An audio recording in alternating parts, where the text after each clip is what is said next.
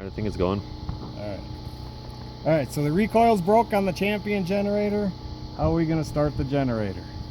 We got this recoil right here, the rope's broke, or the spring in there is broke.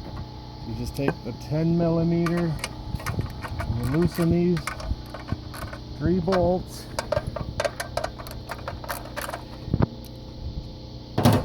We'll take these off.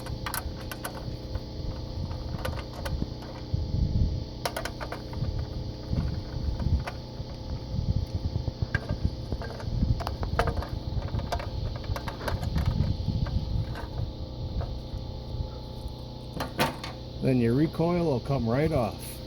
There it is. Now how are we going to start this? Well, we're going to take this and we're going to turn this around till you get to this notch.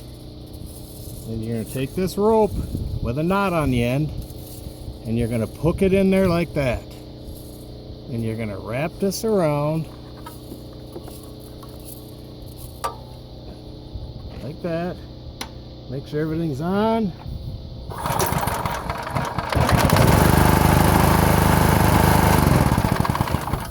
That's it.